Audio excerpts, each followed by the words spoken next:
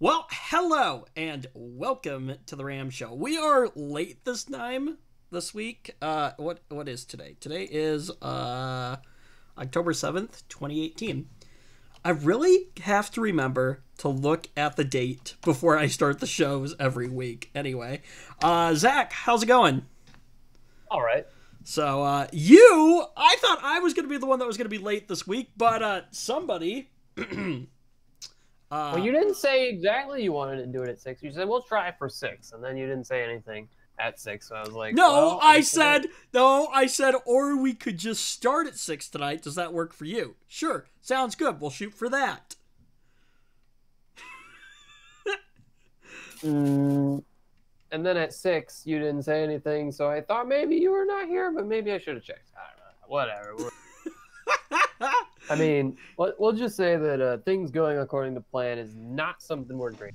We're like Linus and Luke on this, where like they say the Ram show's or they say that their show's going to start at this time, and then that never ends up how it works out, I guess. So, anyway, all right. So I have to rant real quick, to just because, but Really? What have you got to rant about? Apple and possibly Adobe. So normally or recently I've been able to, this week has been crazy. I helped a friend move into a new house.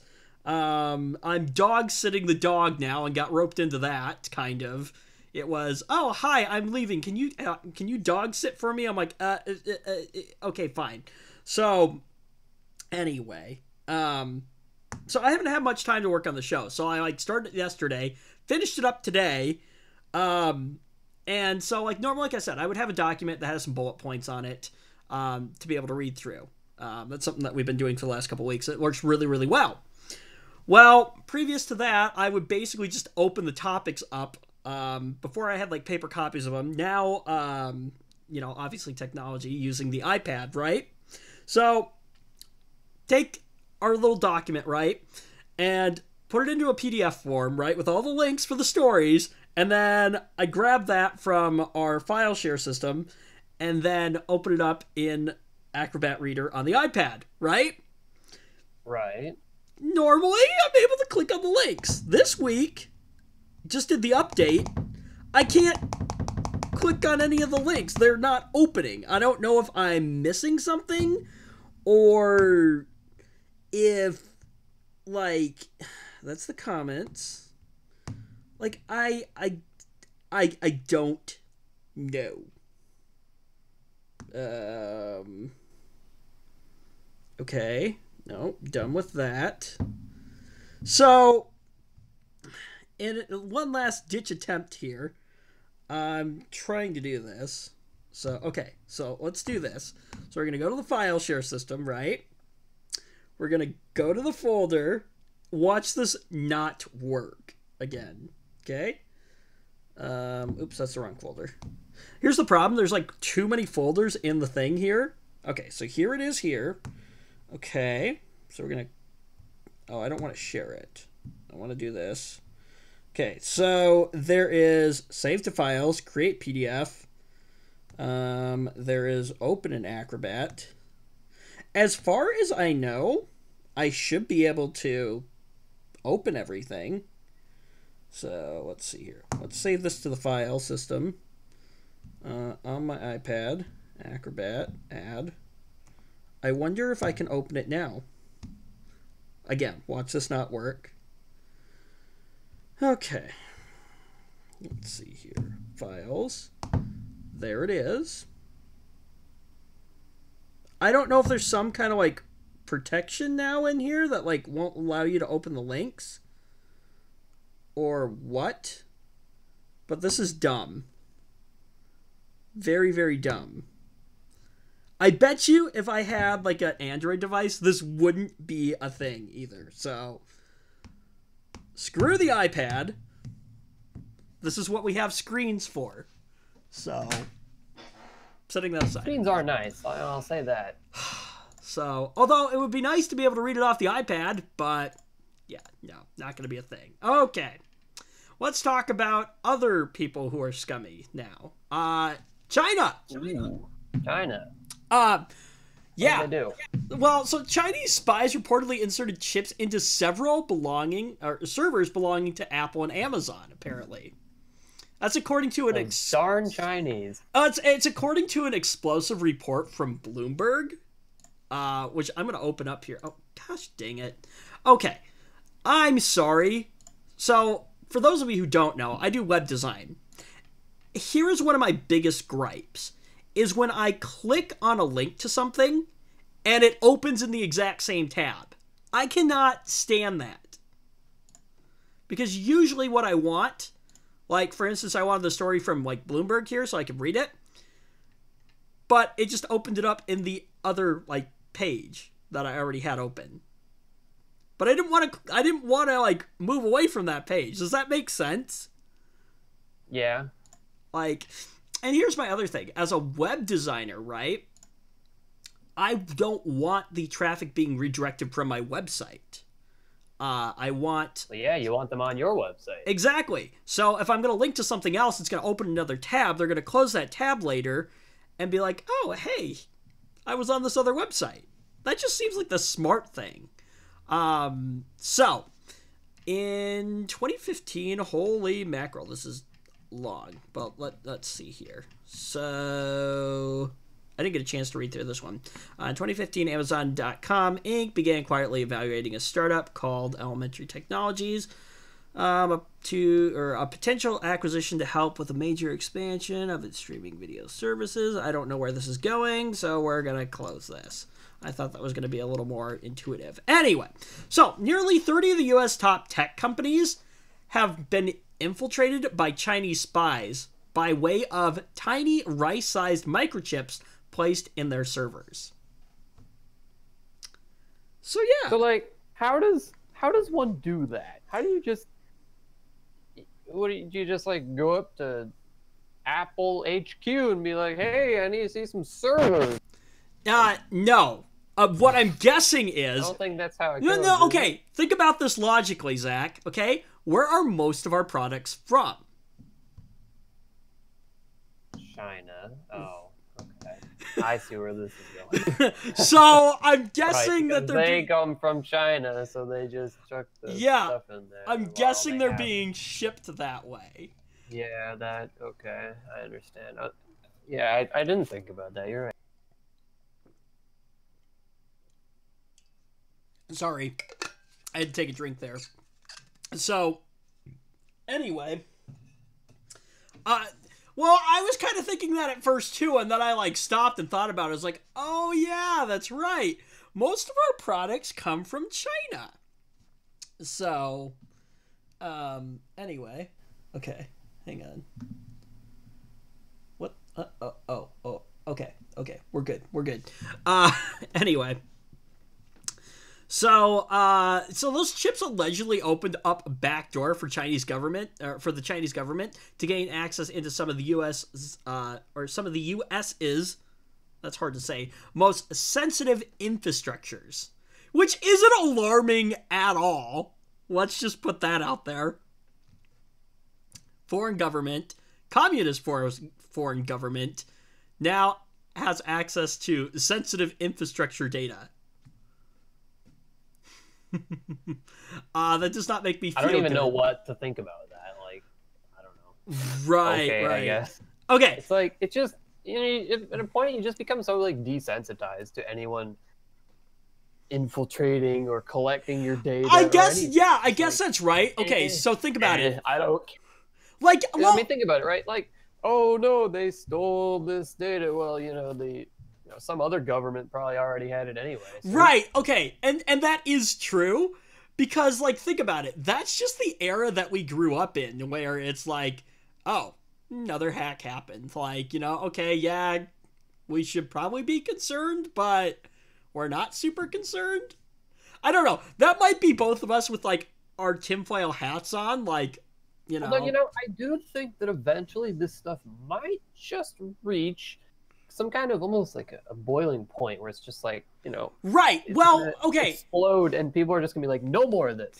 And Well, I don't know. Maybe some company will come around and be like, "Hey, here's this product or platform or something that's, useful for your general computing, like Windows kind of think like an operating system, I think the and problem is for hardware, and look at how secure it is, and right, but we put in all these countermeasures against surveillance in here, and oh yes, okay, but I think the problem with that is that there's always going to be somebody who finds a way around that.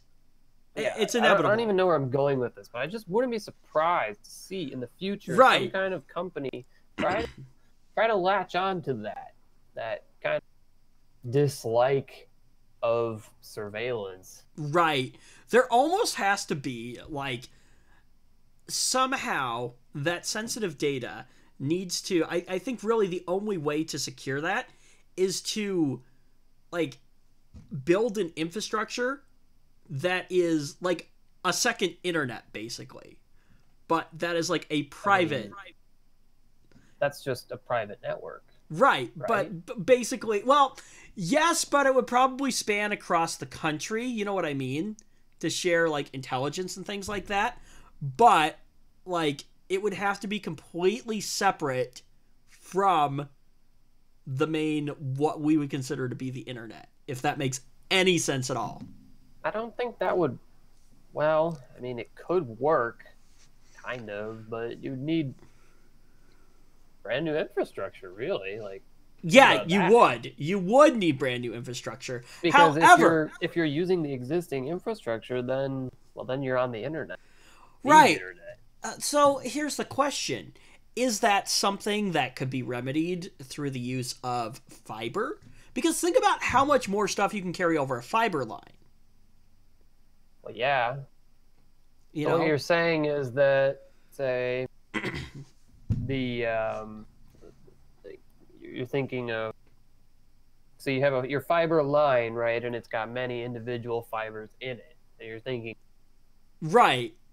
One of them carries. Well, one of them. Wrong button there. Oh no. Yeah, you're thinking of putting, like, say, half of this infrastructure is used by the internet. You know what, though? The rest is used by your internet 2.0 or whatever. Right, but you know what? You're still going to run into problems with that, I think, because I think so too. Yeah, because, like, say, think about how, say, when you get into all that trouble with ISPs bickering about infrastructure. Oh, like, I wasn't even thinking about that. Our company owns this infrastructure. We're not going to let anybody else. I wasn't even thinking about that. What I was thinking about is, okay, so you have a fiber network across America, right? Which would be awesome. The problem with that is, if you're using that existing infrastructure, that existing infrastructure is also connected to, other countries as well in some way. And so it probably wouldn't take much for them to figure out, isolate whatever fiber line it is. So I don't know. I feel like you almost would have to have, like, legit, like, the world's biggest LAN, but somehow across the country. If that makes any sense at all. Like, yeah, basically. And even that could be susceptible to being, hacked, I guess. But, so I don't know. Or maybe the solution is to use existing infrastructure and build some kind of new protocols or something like that are unique to each country. I don't know about new protocols. No, well, I don't think that would be necessary. I don't know.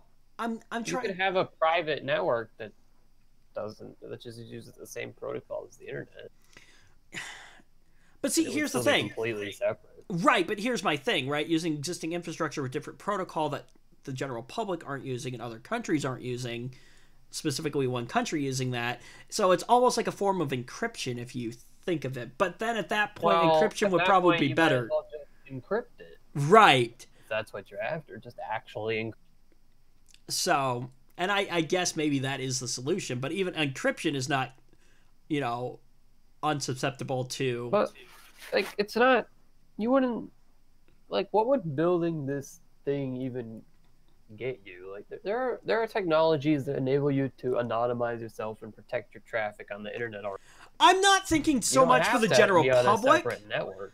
Well, I'm not thinking for the general public is perfectly able to use those things. Right, like, but I'm thinking for the country itself to secure our most sensitive data. So you're thinking of something like if say the U.S. government wanted to build its own I guess network for all of its facilities and well, you know what? To be on this separate network that would be not able to be hacked by those evil Chinese or whatever, right? That's what you're saying? Yeah, you know what though? That actually might already exist though. I think the ARPANET exists. Like ARPANET is a thing. Satellite communications exist. Right.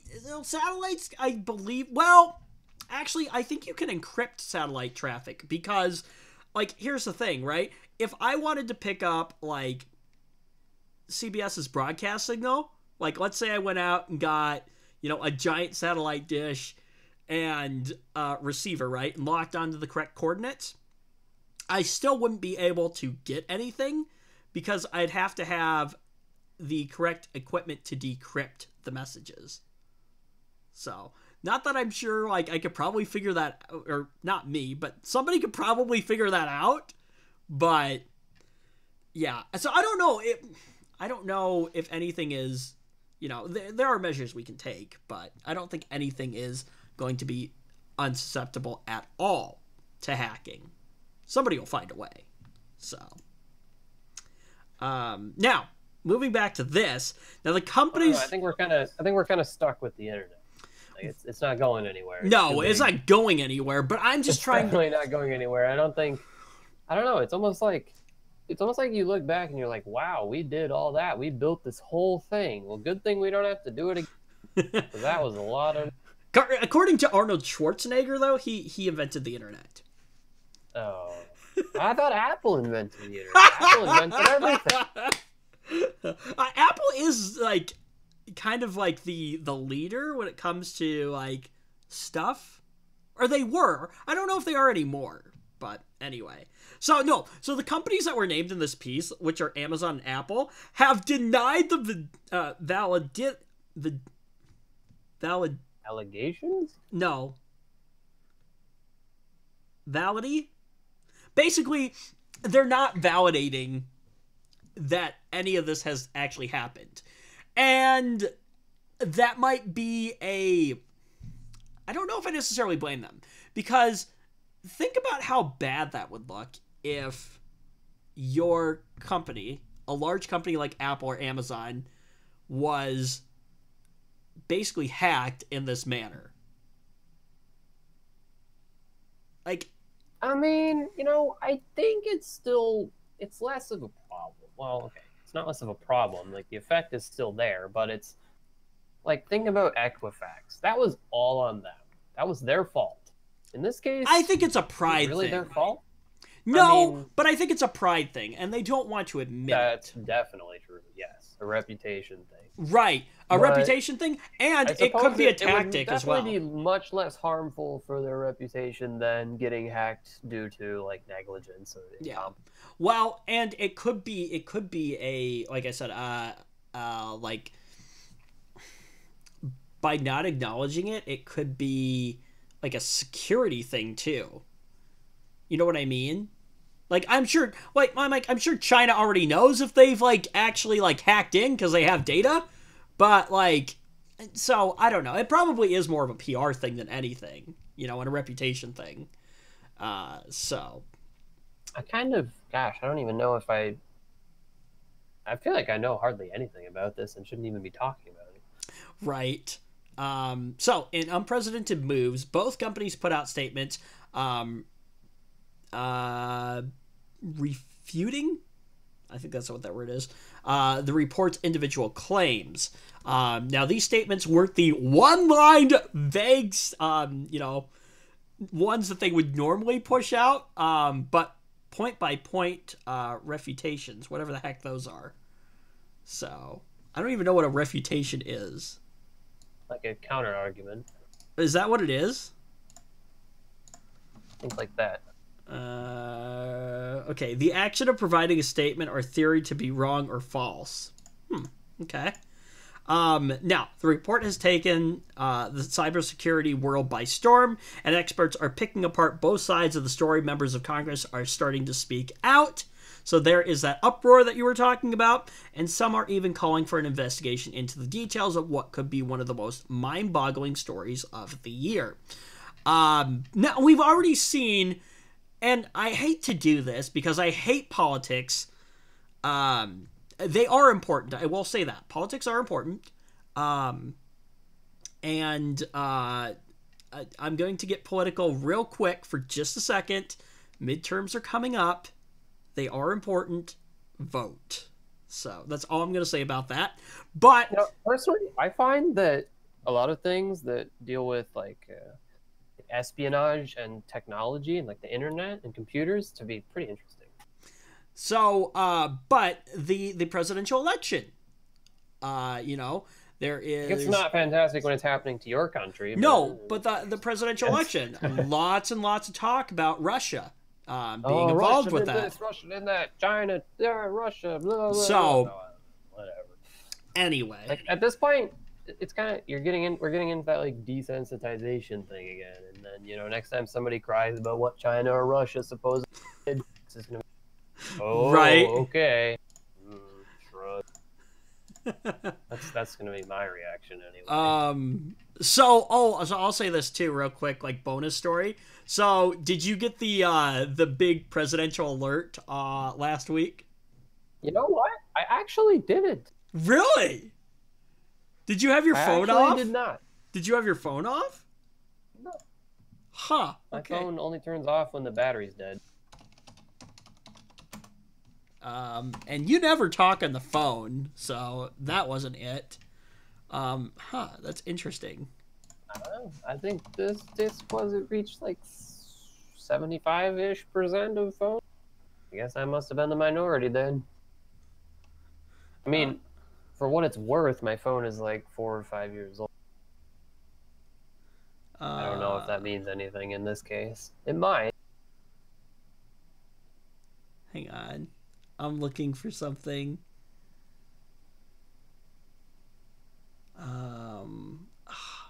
So they sent out the presidential alert, right? And then people started creating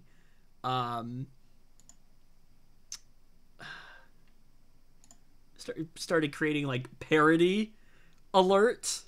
Oh, of course they did. Like they do with Trump's tweets, right? There's generators that you can find that you can just type in a message and it will be like Here turn we it go. into like a Trump tweet. Here's a funny one right here, okay? Presidential alert. Can someone bring me a Diet Coke? There's a lot of you probably haven't been following the politics as much as I probably do, mostly because I am stuck watching Colbert and James Corden, although I will say I like James Corden, late at night when I am at work. But basically the whole our current president is really into fast food and things like that, so that's why that's funny. So anyway, all right.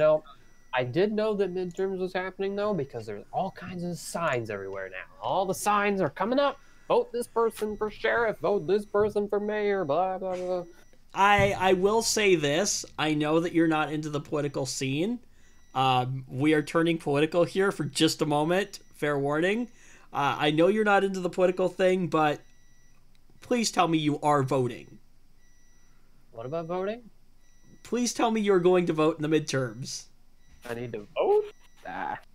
Okay, but see, here's the thing, okay? Give that time, maybe. That's not even political, really, either.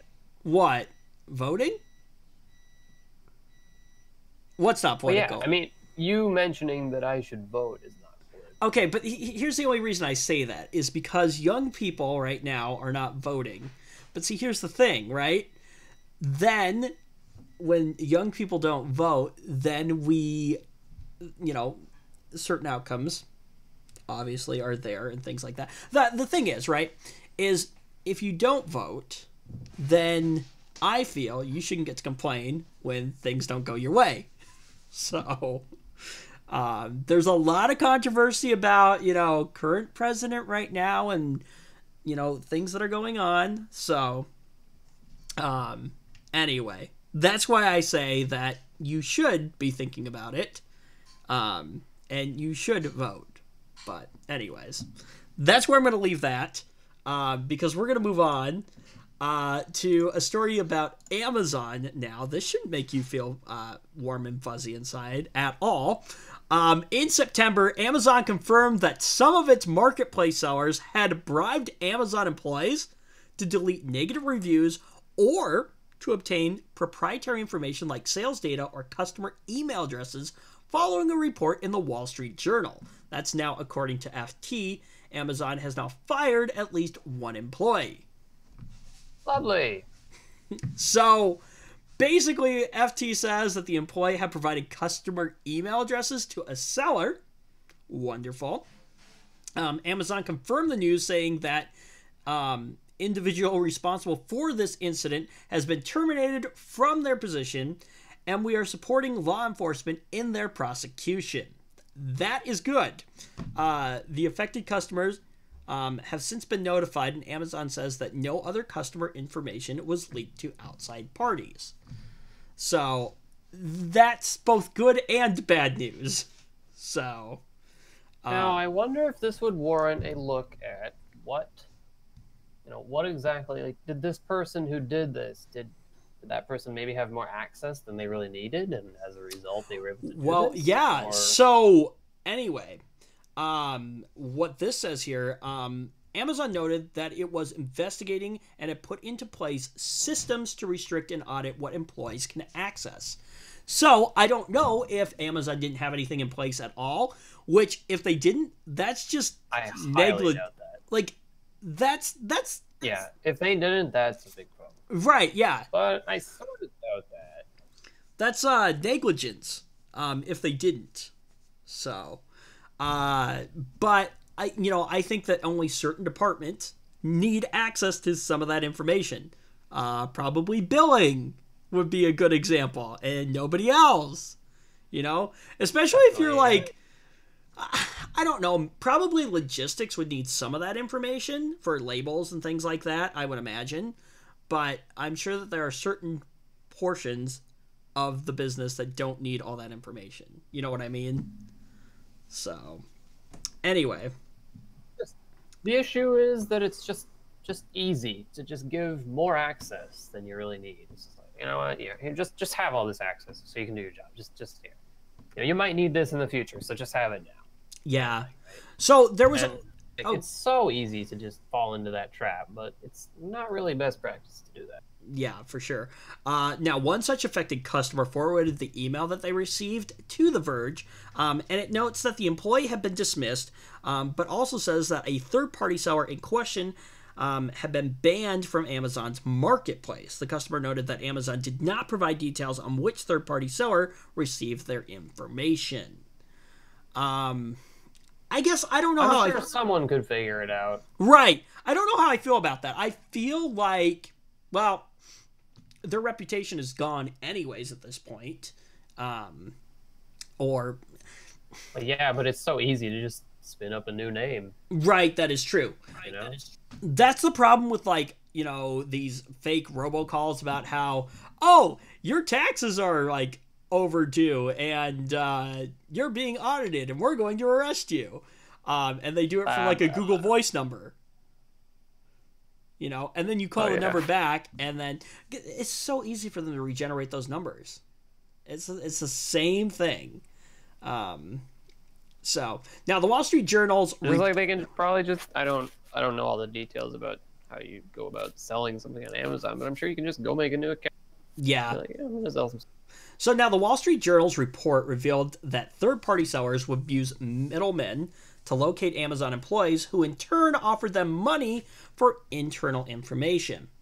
That's been happening for years, So well, we'll talk about this in a second. But in order to gain an edge against their they did it in order to gain an edge against their competitors, which makes sense. If you have that sales data, you can market better. But yeah, so large online retailer in Canada, NCIX. Did you hear about what happened to them like last week or a couple weeks ago? I remember something about them. Well, okay, so Did they go under or something? Well, NCIX went under, right? Okay, but well, they did. I think that was a while ago, and then something worse happened too. They like lost some data too, or whatever. Oh, they lost a lot of data. We have to cover this real quick. It's old. A lot of data. It's old, but we have to cover this. Let me grab the story real quick here. Yeah, no, they had a massive data breach, is what happened. So let me grab this here. So basically what happened was NCIX went under, right? And they had a storage unit or some kind of... They leased space for storage, basically. And because, of course, the company went under, they couldn't pay the rent for that storage, space. So what they did was they said, okay, here's what we're going to do. We obviously can't give you the money, so you can just keep everything inside and then, obviously like sell it off or do whatever it is that you want with it. So that was kind of their way of settling their debt and everything. Well, inside this building were some servers. And these were the working servers for the company that had everything. Everything. We're talking customers' names, phone numbers, email addresses, credit card information, employees' names, phone numbers, email addresses, Canada's equivalent of social security numbers. And you want to know the best part, Zach? What is the best part? I'm sure it's just going to be amazing. Do you want to take a guess? Any guesses at all? I don't know. Okay, so you've got all this data, right? What is the worst possible way that data could be stored? Think about it. What? Okay, you've got all this data, right? It's on the servers, but it's stored in one specific format. Any guesses? Are you talking about a physical media? Well, yeah, it's physical media, but it was all stored Where are you going with this? It was all stored in plain text. Oh, no. Well, jeez, I was about to say hard drives or something? Like, what do you mean? No, all this data from, like, when the company started to when it went under, all that data was in plain text. Lovely. So, anyway, so I have to find it here. So, some guy who goes by the name Jeff, I'm sure that's not this guy's real name. What a cool guy, Jeff.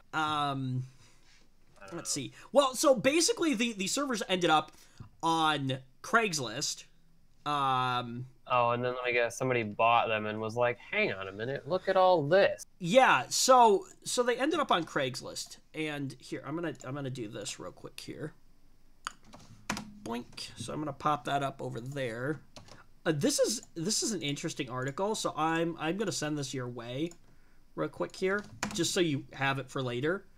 Because this is like a giant, massive data breach. So anyway, let me grab that. So anyway, so oh, they weren't even wiped. Oh. No, they were not wiped at all. Like, this would have probably been avoided had somebody just debanned the things before selling them, right? Like, so, oh, that's interesting. So this is right here. I know it's being cut off, so give me 2 seconds here. We're gonna go to that. So this right here. So NCIX database servers for $1,500, right? Server 1, Database server from NCIX, complete server, Microsoft Windows Server 2016, server and SQL Server 2014, standard install, fully working server, got it from Able Auction. So basically what happened is the storage space obviously auctioned everything off. This guy bought the servers, realized, holy crap, it's full of data. Holy crap, I could sell the data. Holy crap, I'm going to be rich. So, sell as is, you may arrange, come over to test it before purchase. And then there was a second one too. So there are 2 servers in total. And so anyway, what the guy had done is he had taken the data first, right? And like backed it up somewhere or something. And then sold the data by itself. And then sold it, I think he sold it like a couple times. And then he sold, the servers, I think, off too. So anyway, honestly, I'm sure the servers were worth pocket change compared to what the data was worth. Oh, yes. Like, that data is worth a lot to somebody. Yes. Well, yeah, especially when you consider credit card information in there. And you consider whatever, I was going to say China, not China, whatever Canada's equivalent to Social Security numbers is. Because, and that's the most concerning part right there. Like, okay, credit card data is bad, but when you have somebody's, what the heck do they call it? It's like, basically, for all intents and purposes, it's a Social Security number. It's just called something different in Canada? In Canada. But basically, think about it, okay? If you have a person's name, you have their address, and their Social Security number, in most cases, that's enough to be able to open a line of credit or even convince, a government agency that you are that person. Yeah, I would not be surprised. So that is not good. So I don't know exactly like what has happened now or who's accountable or like I'm sure somebody previously with NCIX is probably not in good standing right now. And I'm sure this guy Jeff or whoever he is, if they found him, is probably not in a good spot either. So anyway, but yeah, so huge, giant, massive data breach that happened a couple weeks ago. But yeah. So anyway. Now, how much you want to bet there will be nothing criminal happen as a result of this? I don't know. I have no idea. Even though there probably should be something going on. Well, that's why I said I have no idea. I actually haven't followed up on the story, so I have no idea what exactly is going on right now. But I just know that there was a giant, massive data breach. So. Well, when does anything happen? When does anything happen? I don't know.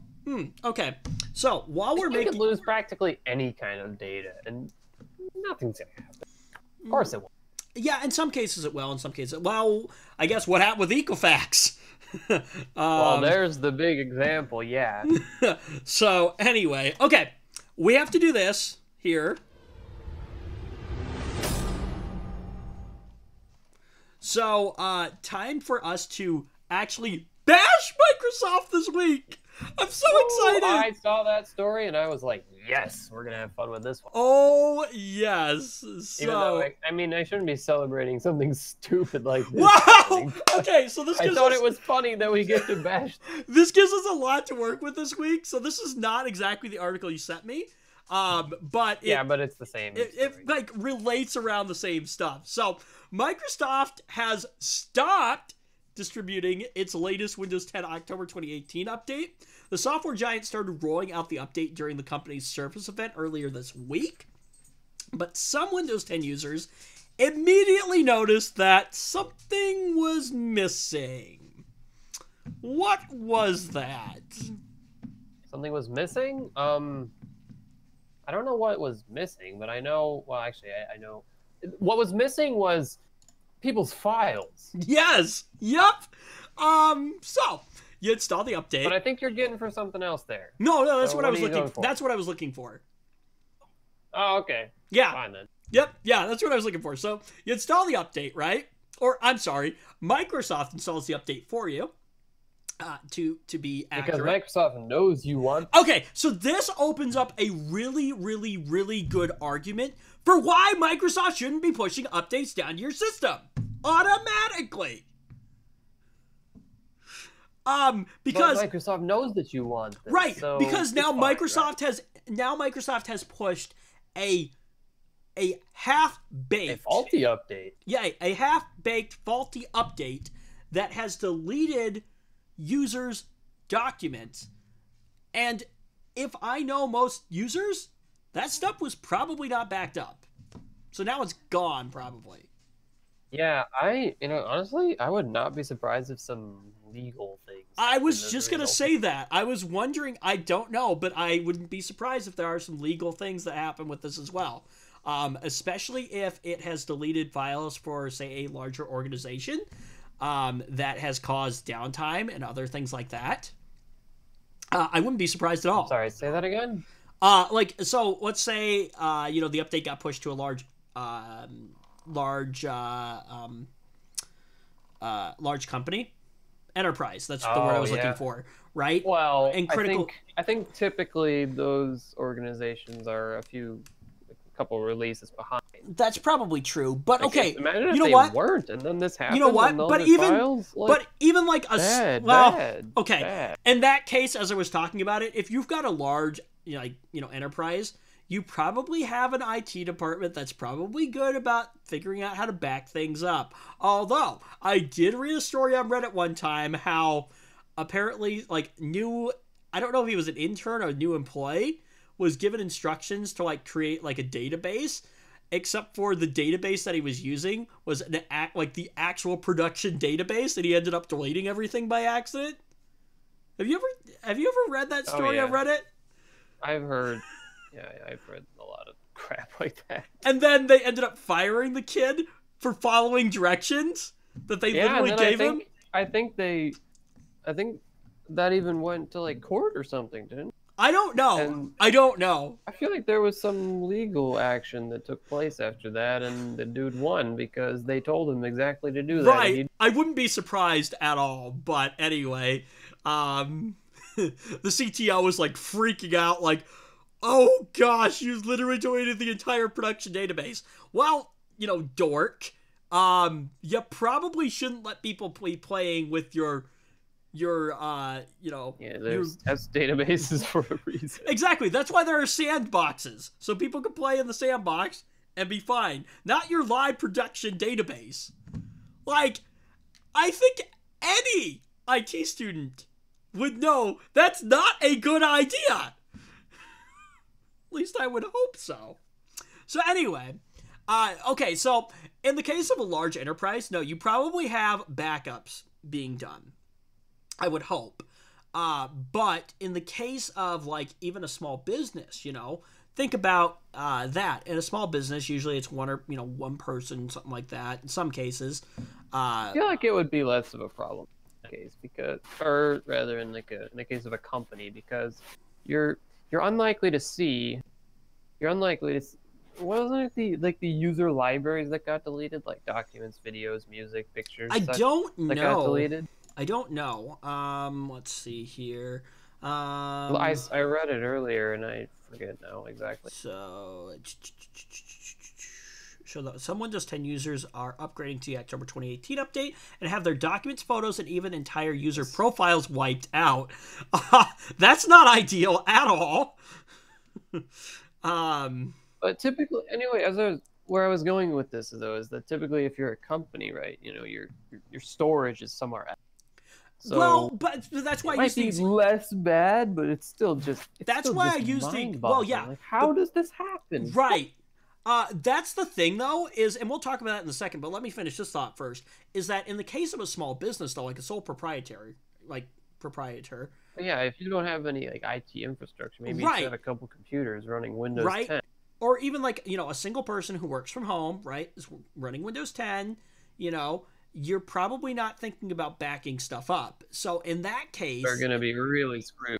Yeah, in that case, I could see that there being a problem where a legal suit would be opened. Honestly, I hope they do have some Right. legal trouble as a result of this, because that is And hopefully, what? How does this happen? right, and hopefully this is one of those things where this is just another great example as to why Microsoft shouldn't be pushing stuff down to people's boxes without their permission. Because Or more like maybe it's a great example of why Microsoft should just make their updates work. well, Like as fun too. as it is to say why they shouldn't do it, I think it's not really. I right. don't know if it's relevant to this. specific Well, case. okay, here's my But justification. you could argue that if not for that, less people would be affected.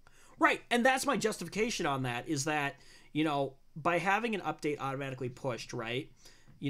In this case, how many more people were affected by that than would have been if, It was a go ahead and download it whenever you want. exactly.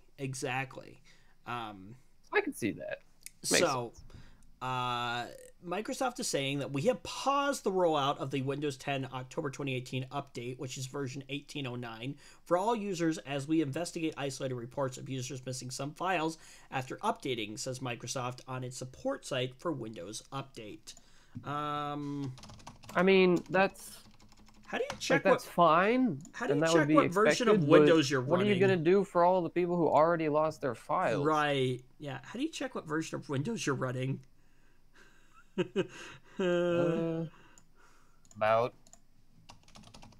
Is that what it is about this PC? about your PC. About your PC. Let's see here. 1709. So so I'm a few versions behind, but that's not something I'm going to complain about. Yeah, I'm I'm a couple of years behind. It's just like I can't even. I have a good excuse now. My excuse is I borked everything when I tried to update. So fine, whatever. So I'm gonna some sort upgrade of- my computer too. This is some sort of boot looping. So Microsoft is now recommending that affected users contact the company directly, and if you manually download the October update, then please don't install it and wait until new media is available. Yeah, that sounds kind of but like what common about your sense. files? What about people's files? Right, okay. So here's the thing. Bad. Here's the thing. If you terrible. are an average user and you lost pictures and documents, you're probably screwed. Although I realistically. will say that I guess if you didn't write anything new to your hard drive since then, some of it might be recovered. But who the heck's gonna do that? How many people are gonna be doing that? Or I even know wonder. that's possible? Well, I wonder if you could run some kind of tool like Recover, or something like that. Well, yeah, but like maybe your computer just automatically did a few writes on the hard drive, because of course it does. It's gonna Right. do that sometimes. I don't know. You might lose some of it. You might be able to get I some back. bet and you I would will- bet that in most cases, you can probably get some things back. I but, bet who you the will heck's see gonna more do news that? about this A lot of coming people out. probably don't even know that it's possible. And Oh yeah, exactly. gosh, I don't know. I wouldn't be surprised if Microsoft had, like, I don't know. Maybe some legal action will result, and Microsoft will be forced to Right. So pay for services to help people recover their files or something. That I don't could know, be. but at That very point, well what are you could gonna be. do? Because like that could spend years in court, and then right. That very well could. well, then the data's long gone. That's for sure. Yeah. So Microsoft is now remodeling that affected users contact the company directly, and if you are I'm sorry, I already read that. I'm off here. Let's see. So other Windows 10 users have been complaining that the Microsoft Edge browser and other store apps have been unable to connect to the internet after the October 2018 update. You know what? I recently ran into an issue where my system would just drop the connection. Like, cable is plugged in, but like it would show up as not having an active internet connection. Or like it didn't even have like a local connection. And then I like did a Windows update and it's been fine ever since. So Not a clue, honestly. yeah, I don't know. Because like I had to keep going into the command prompt and like disabling like running like the ipconfig release and ipconfig renew commands. And then it would fix it. But I was like, that's not normal. It shouldn't be doing this. I haven't updated the BIOS lately. Because at first I thought Why maybe the it was heck like would you? right. At first I thought it was maybe a BIOS thing. You know, That makes no sense to me. I don't know why it would be. well, no, like some kind of like BIOS update was like coded incorrectly and was causing like the NIC to not like work correctly or something. But I was like, I haven't done a BIOS update recently at all, so I was like, I'm sure it's not that. So yeah, I don't know what happened there. So excuse me.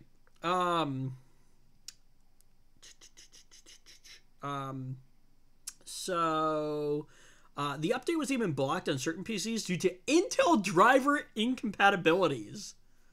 Woohoo. So this update just has problems left and right. So it's not clear how many Windows 10 users are affected by the problem. But even if it's a small percentage, it's still surprising the issue was never picked up during Microsoft's vast testing of the update. Yeah, like how do you miss that? Right! Yeah, especially because millions of people help Microsoft test Windows 10. But here's the thing. So Microsoft has struggled with the quality of Windows updates recently. Would you agree? Absolutely. So, because Microsoft delayed its Windows 10 April 2018 update earlier this year over BSODs, and those problems were picked up before the updates reached regular consumers and businesses, which is good. But, like, here's the thing. And I don't know, was this maybe like, oh, we're going to do some last minute stuff and then release the update? Because remember, they pulled that whole, pop-up crap about how, oh, we see that you're trying to install We Chrome see and you're Edge. using another browser. Right. You should use Edge. You should use Edge because it's the best. There was nothing ever said about that anywhere. It just, oh, hey, here's something we're going to do. And then, people were like, what the heck, Microsoft? Like, we don't want this. So then they ended up taking it out. Now, Microsoft is planning to push the latest October update out to all Windows 10 users next Tuesday. But that's now likely to be put on hold while investigation continues into this major deletion problem. Yeah, they better figure this out before they send the update out again. This is not ideal at all. So, one thing I would suggest then at this point is that,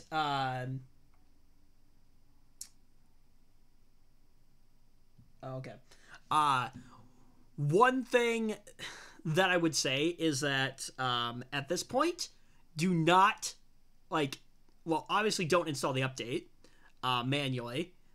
It should be pushed. Touch Windows Update. It shouldn't. Yeah, it shouldn't be punched. It shouldn't be punched. It shouldn't be pushed to your box. But in the meantime, it might be a good idea to start backing up your data. Critical data that needs to be saved somewhere. Definitely, yeah. So yeah, that might be a thing that you're gonna want to do.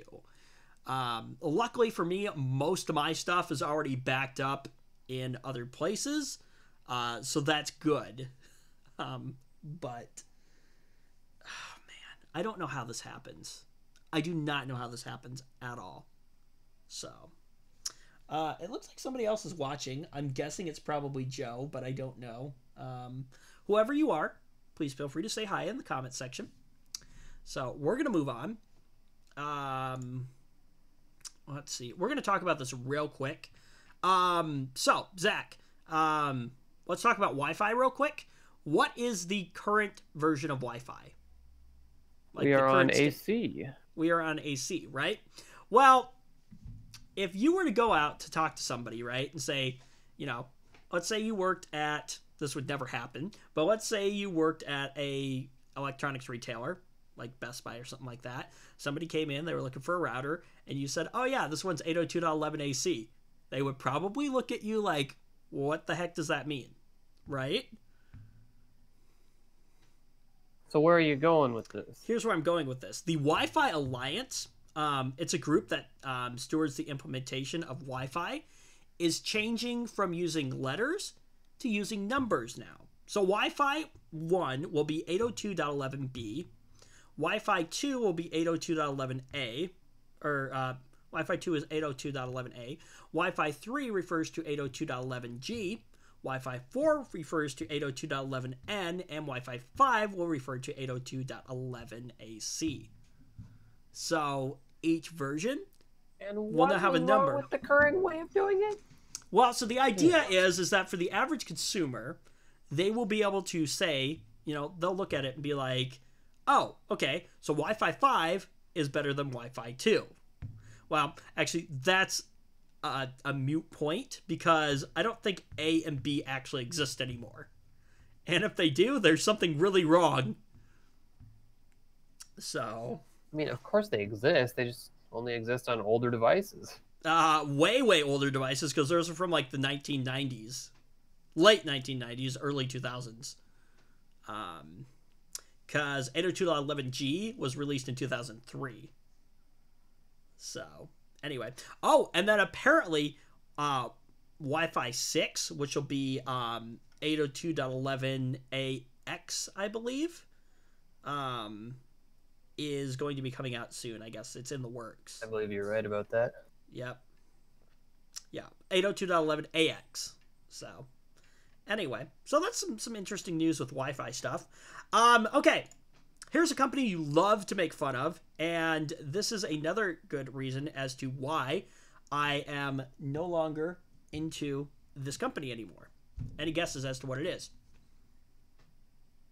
Gee, I wonder. Something about a fruit, maybe? Apple is using proprietary software to lock MacBook Pro and iMac Pros from third-party repairs. Because Apple is just a scandalous company. Get out with that. This irritates the crap out of me.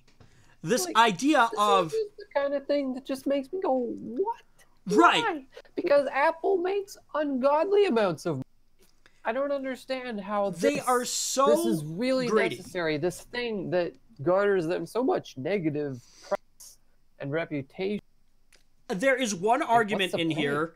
What's the point? Well, there's one argument in here, but personally myself, I don't think that argument outweighs the right to repair. But we'll see what you think, because I do want your opinion on this. So, here we go. Apple is reportedly using new proprietary software diagnostic tools to repair MacBook Pros and iMac Pros that, if not used on key part repairs, will result in inoperative systems and an incomplete repair, reads a document distributed to Apple authorized service providers last month. Now, here's the thing. Being an Apple authorized service provider is kind of a joke now, I think. I guess... Why is that? I guess it's, like, ungodly hard to actually, like, become an Apple authorized service provider. And once you are, there's, like, all these rules and stuff like that. Because, yeah, Apple. Anyway, so a copy of the document was obtained by Mac Rumors and Motherboards the other day, both of which reported on the contents of the document and the apparent implications on third-party repair services. So it would seem that without the proprietary software, third-party repair services will not be able to fix MacBook Pros that suffer from issues with the display assembly, the logic board, the keyboard and trackpad, and the Touch ID board. I would not be surprised if somebody figures out how to crack this software, and then I hope so. Now, then people will literally be unironically forced to pirate their MacBook repair. Yes. Awesome. Yeah. What kind of timeline do we live in? I swear. So people will soon be pirating the ability to repair their laptop. Yeah, that's just crazy. Yeah. So for iMac Pros, the lock will engage if you replace the logic board or flash storage. The flash storage! Oh, goodness. Get me out of here. Like, if anything, you should be able to upgrade your storage. And without the need to use... You should be able to do anything you want with your product that you paid. Right! Right! Okay? Yeah, the computer won't be usable again until Apple Service Toolkit 2, the name of the diagnostics tool, is used by a member of the company's authorized service provider program. Okay, now, here's the argument, right? The measures are presumably there to ensure security. Apple's proprietary... Blah, blah, okay, blah, blah. hang on. That is garbage. Well, hang on. All Okay, garbage. so Apple's proprietary chips have taken on increasing responsibilities over various functions inside the Mac, including storing secure enclave data and handling disk encryption. Okay, so encryption on a day where, especially on a day where hardware security is very much in the news, it seems reasonable to expect that Macs need to go through an Apple-approved diagnostic.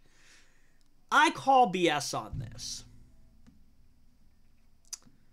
I agree, and you know why I agree? Because nothing is secure when somebody who wants to get in has their hands on the physical device. It doesn't matter. It is Right. not secure. Exactly. You know, what's stopping them from literally taking the whole device and just taking the storage out of it? Like, what are you going to do? Well, I guess there is encryption on disk, but, like, you know, I'm sure you can figure out some way to crack that encryption. Point, then your security has failed the moment the attacker has his hands on the device itself. That's it. Yeah. So, yeah, so this is definitely not traditionally how we think of PCs. I don't even think you can call a Mac a PC. It's this fancy sorry. It's definitely starting to blur the line between a mobile device and a PC. Right. It is, Macs are now fancy overpriced devices that you basically buy from Apple, but are at the mercy of Apple anytime anything happens. Versus my PC that's sitting right next to me here on the floor, where if something breaks, I can go out and buy a piece for it and fix it myself. And that's how it should be. Yeah. That is how it should be. If you buy something, if you own something, right? Think about this, right? Think about your oven, for instance, or your microwave, right? Or your dishwasher, or your washing machine. Literally any, like, you know, appliance, there we go. Literally any appliance in your home, right? It breaks, right? What do? You usually call a repair person because in most cases you don't know how to fix it. But if you are handy and you know how to fix it... But if you do know how to do it, you sure can. Exactly. And why is that acceptable with appliances, but no longer acceptable with electronic devices? Now, I get power and things like that, but, like, you should have the right, if you don't know how to repair the device yourself, you should have the right to take it to anybody you want to have it repaired. And the parts should be available. This is what I hate about the whole Apple ecosystem, especially Apple. I mean, it sounds awful, but I feel like it would be justified to say that Apple does not have to sell the parts to anybody. I guess that is Apple's. I guess that is Apple's business model. But at the same time, I think that they should absolutely not be allowed to go out of their way to make it more difficult for unauthorized. Okay, but here's the other thing: people to repair the device. Here's the other thing, though. Then, okay, is unauthorized third-party replacement parts should be available and should work. There shouldn't be this whole, let's take lightning cables, for instance, right? Okay? Anybody can just make that, Right, but here's the problem. If it is not a certified Apple lightning cable, you will literally get a message on the device that says, oh, this device is not compatible, and it won't charge. It'll throw a message and says, nope, not compatible. That's a software thing in there. There's literally there's no difference between the cables, right? I just really hope that this kind of stuff ends up biting them someday. Right. This is why I used to be a big Apple fan, right? Okay. Made great products. Yeah, they've always been overpriced. Okay, fine. The one thing I will say about Apple is, in the Apple ecosystem, for the most part, things just work, which is nice. Okay, but here's the problem, right? You know, my MacBook Pro here, my mid 2012 MacBook Pro that I have sitting next to me. I've had this thing since high school, I think, or at least 2012. This has been a great little computer for me. Obviously nothing compared to Redmond that's sitting next to me now, but like, you know, obviously if you have it that long, the battery starts to kind of, you know, not hold the charge as well as it normally would have, you know, when it was brand new. The great thing was I ordered a new battery for this and I was able to put it in myself and it works fine. Now in this case, battery was not one of those things that was listed in here, but I could see Apple taking it that far, you know. It's like, you know, oh, you cracked the back panel off in order to put it back on, you know, or like you put it back on, okay, fine, but now like your computer won't start. The Mac Pro G5 that I have in the basement, Zach, if you take a certain portion out of the computer, I think it's the CPU cores. I think if you take the CPU cores off and you put them back on, the fans become uncalibrated. And the only way to recalibrate the fans is to run the Apple Surface Diagnostic software. Like, I don't know. It just, again, it just goes back to why should they be able to go out of their way to make it hard or even impossible for people to repair their device? Exactly. That is, if that's not anti-consumer, what is? Yeah. Well, and here's the problem now too, is like, okay, let's take Linus, for instance, right? Who is not an average consumer. He is very widely respected in the tech community, right? He has a lot of pull, and a lot of connections, right? Now, they took apart the Mac Pro, right? They acknowledged that they voided the warranty, right? They were totally fine with buying the parts. But third-party authorized service providers couldn't get the parts, and nobody at Apple apparently knew how to repair the devices. It's like, I don't understand that. My point I'm trying to make right now is that it just seems like... Unfortunately, they're totally going to get away with this, probably until the end of time. The point I'm trying to make on that, however, though, is that, like, how can you sell a device, you know, that your own company, you know, your own repair people can't even repair? Like, the level of service, whether it's from Apple or whether it's being able to repair it yourself or a third-party authorized retailer, like, it's just crap now. And I guess it has to probably do with that whole, rather than repair it, just buy a new device logic. Or pay us an exorbitant fee to do it for you. Right. But in this case, right, remember, okay, like, that's what they acknowledged that, well, no, I bet you it actually more is on the whole. Actually, they probably do want you to buy a new device. Right. That probably makes because you them know what more they money. said? You know what they said? If you go back and watch Linus's video, right, they told him that it was going to be more expensive to get the parts to repair it than it would be to buy a new Mac Pro. Now, they did the whole breakdown. That is by design. Right. Well, the parts don't cost that much. They just said, no, well, we'll exactly. only sell them to you at this incredible fee. Yeah, exactly. So, I don't know. And this is what is honestly pushing me away from Apple, is like, I don't want to go through the hassle of, if I break something, not being able to repair it myself without there being these astronomical hoops to jump through, or having to take it and pay an exorbitant amount of money to Apple to literally fix something that I could fix for probably a fourth of the cost. Like, I'm done with that. I'm totally over that. Not to mention the level of service that they're providing people now is crap.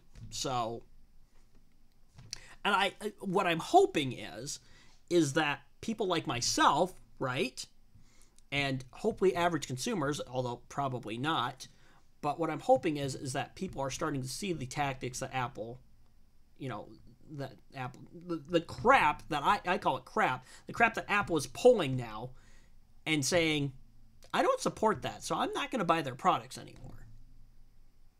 Because that's what we need to do. Yeah. Once it starts affecting their pocketbooks. But nobody is going to do that, though. Right. That's why I said they're going to get away with this until the end of time. And that's what's frustrating about the whole thing. And it's awful. But yeah. Tech critics and e-waste activists, however, claim that electronic makers are making devices hard to repair as a way to tightly control the repair market and encourage the purchase of new devices. Because in most cases, purchasing a new device is going to be more expensive. More money. Cha-ching. Which, ugh. Apple, alongside other hardware makers, have fought in recent years to prevent the passing of so-called right-to-repair laws that would force technology companies to make parts and instructions available to both users and third-party repair specialists. As it stands today, 19 states have proposed legislation regarding right-to-repair rules, but no state has passed a bill that would ban the use of, say, proprietary diagnostics tools, which is what needs to happen. So, this is another example of why people need to vote. People need to go and vote for people, representatives in Congress and local government that support the views that you view. So that's why I say voting is important, Zach. So even if you don't think it is, that's why. Putting those people that support the views that you view, there to hopefully do what it is that you want. That doesn't always work, but anyway. So, this story right here infuriates the crap out of me. That Apple's pulling this crap now. So, anyway. Oh, and real quick, apparently Razer has a gaming router that offers more reliable Wi-Fi and mesh networking. Whatever the heck a gaming router is. So. What does that even mean? That's just a high performance router. Right. Yeah. The amount of people that will buy something just because it says it's gaming. That's what it's for. That means it's really good. The amount of people that will actually buy something just because of that is just crazy. Well, okay, but see, here's the thing. Okay? No offense to the average consumer, but the average consumer, when it comes to electronic stuff, they're dumb. And companies know this. Tech companies know this, so they take advantage of that. That's just common sense, though. Like that should just. Well, be okay, sense. No, I think it's common sense to us, but that's because we are, in the tech industry. So, well, okay, think about it, right? Average consumer. It's incredibly basic. Okay, here's a good example, right? Well, here's a better example, right? Okay, let's take a car, for instance, right? You're looking at a car. There's two models that are very similar. The only difference is one is the sports model and one is not. You kind of see my point there? Okay. So what I'm saying is that, if you wanted a better car, you would probably pick the sports one because, but not if it costs more. If it costs more, I might have to take a look at what it offers. Okay. You're the exception in some cases, but a lot of people, they're like, oh, okay, I want a good router. I don't know anything about routers. Oh, this one says gaming. Okay, that's got to be a good thing. I'm going to pick up this one. The problem with that is that, does it have everything you need? Yeah, the basics, but does it have more than what you need? And is it worth spending the extra money for those things? So, in most cases, probably not. I wonder how much this thing costs if, new product, Razer right here. Okay. Command your Wi-Fi, gaming, voice, video, others. Let's see here. No, do not send me. So the 5 gigahertz band, obviously, which I am a little underwhelmed by 5G. Or the 5 gigahertz It's band. better if you're very close to your router. Exactly. Yep. Yeah. It gets really, really degraded through walls and stuff like that. Let's see. So fast track to prioritize gaming applications, congestion-free Wi-Fi channels, reliable widespread connectivity, zero downtime and fast speed. Zero downtime and fast speeds. I love how they're putting that on there because that has nothing to do with the router. That has Apparently, that's a feature that not all routers should try to have. right. Even though This router is special for trying to have those kind of features. right, Okay. even though downtime is totally reliant on your ISP. Not necessarily. If you have a poop router, That is true. things can happen. Wait, do you guys have one of those crummy ISP supplied routers? Yes, we do.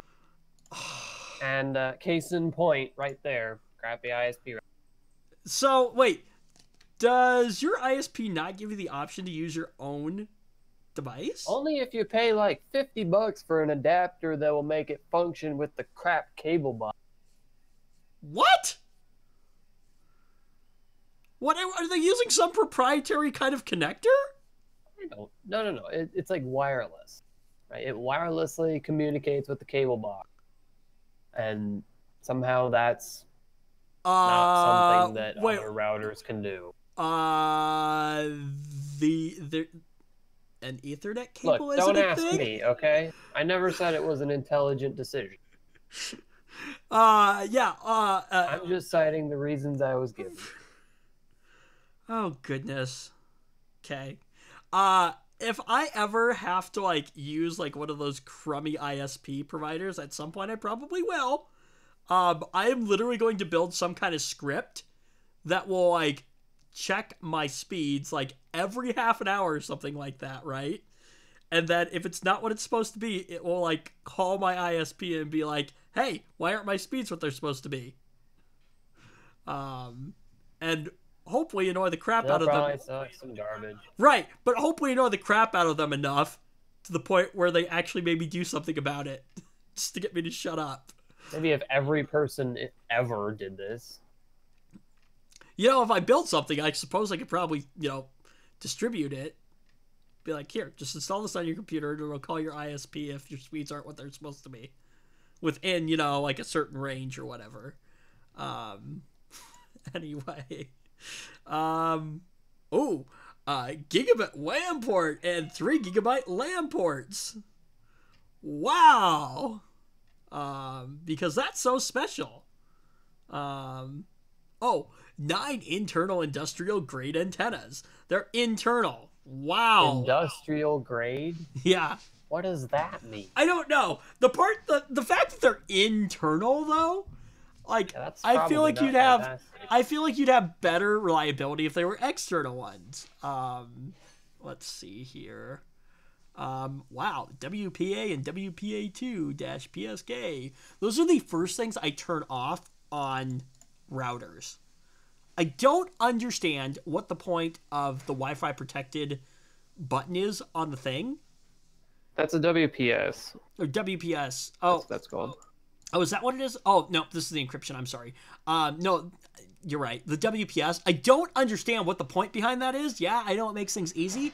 But, like, oh, okay. I'm in your home. I have access to your router now. Okay. Hit the button on that. Well, geez, what kind of sketchy people are you inviting into your house? I'm not. But what I'm saying is like, you know how easy it is then to get into somebody's network? Like, what's the point of having a password then at that point? You know? Yeah, it keeps people that are outside of your house out of your network, but anyway, I think it's a stupid thing. It's the first thing I turn off, so. And you can have this new Razer router for the low price of what, Zach? Any guesses? $300. Actually, no, I'm gonna go with $300. $249.99. You're not that far off. I would have gone in the 200 something range, but then I remembered, it's Razer. It's probably Razer tax. So, anyway, all right. I don't have anything. Razer products too, but not quite as much as Apple. Yeah. All right, I don't have anything else for us this week. Oh my gosh. I got really scared there for a second. I thought one of our mics was not on, but we're good. We're good. Oh, yeah, okay. I was pretty sure I turned everybody on this week, so we're good. We are good. So anyway. All right. Well, that does it for us this week. Thank you for listening to us rant. And we shall see everybody next week, I think. Yeah. So you never responded to me last week, by the way. Huh? Well, okay. So you said that you had a family thing that you were doing. Yeah. Not that I really wanted to do it or anything. So anyway, so I understand that, but then I asked you if you wanted to do a Monday show, and you never got back to me. No, I didn't see it. So Sorry. it's okay. Don't worry about it. So anyway, all right. Well, that does it for us this week. Thank you so much for joining us and hanging out. If you liked it, thumbs up. If you didn't, thumbs down. Leave comments down below. All that fun stuff. Get subscribed to the channel if you haven't done that already. And we'll see you next week. Bye.